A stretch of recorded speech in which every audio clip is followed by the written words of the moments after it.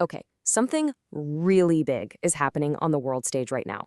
A major new global alliance is taking shape, and it's bringing together two of the world's democratic giants, the European Union and India. The way people are talking about this, it's not just optimistic, it's historic. So let's break down what's actually going on. Yeah, the mother of all deals. You don't say something like that lately. What India's commerce minister is signaling here is that this isn't just another boring trade agreement. No, this is a fundamental shift in the global economic and political landscape.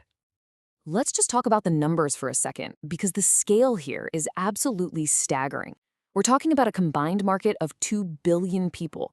If this goes through, it would create the largest free trade zone on the entire planet, and it would represent a full quarter of global GDP. Just let that sink in. So you've got to ask the big question, right? Why now? I mean, these kinds of talks have been stalled for years, so what's the big rush all of a sudden? Well, the answer isn't just about economics. It's about trying to navigate a world that has been completely turned upside down. You see, for decades, the world basically operated on a pretty predictable rules-based system. Countries generally played by the same rules for trade, for diplomacy. But that system, it's cracking. It's under all this new pressure from protectionism and instability, and that's forcing big powers like the EU and India to urgently find new, reliable partners. And a huge catalyst for this has been a much more unpredictable U.S. foreign policy. When Washington started slapping tariffs even on its traditional allies, it sent these massive shockwaves through the global system. It made countries like India and the EU realize they desperately needed to diversify their friendships. And this just shows you the real-world hit. The U.S. has put tariffs as high as 50% on some Indian goods. When that happens, it totally disrupts how you do business, and it pushes you to find other major economic partners, and fast. So, in this kind of chaotic new world, what's the game plan for the EU and India? Well, they're building this new alliance on three core pillars. And as you're about to see, this goes way, way beyond a simple trade deal.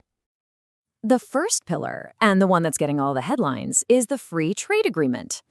Now, these talks actually kicked off way back in 2007, but they fizzled out. Now, they are back with a vengeance, and the goal is to unlock billions in economic potential that's just been stuck behind tariffs and red tape. And to get a sense of just how massive this could be, look at where they're starting from. Last year alone, their trade in goods was worth $136 billion. And get this, that's before a free trade agreement. Once those barriers come down, both sides expect that number to just explode. And this right here is the secret sauce. This is why it makes so much sense. Their economies are incredibly complementary. India is a powerhouse in things like textiles and pharmaceuticals, while the EU is a leader in high-tech machinery and aircraft. They aren't just competing with each other, they're fitting together like puzzle pieces in each other's supply chains. Okay, pillar number 2 is all about building the future together. They've set up this thing called the EU-India Trade and Technology Council. So they're not just trading stuff, they're actually working together to create the standards and rules for critical areas like AI, 5G, and cybersecurity.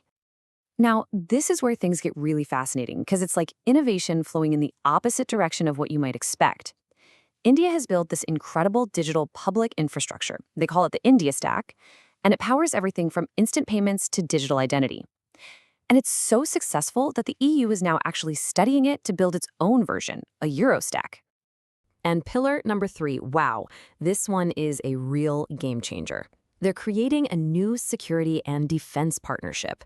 This takes the relationship to a whole new strategic level, which is a really big deal, especially for India's engagement with the EU as a single bloc. And we're not just talking about officials shaking hands in fancy rooms. This is about real, concrete cooperation. We're talking about joint naval exercises out in the Indian Ocean, sharing intelligence on cyber threats, and even working together to develop new defense technology. Of course, a deal this huge is never a walk in the park, right? For all the shared goals, there are some really serious sticking points and fundamental disagreements that could, derail the whole process. So let's look at what could go wrong.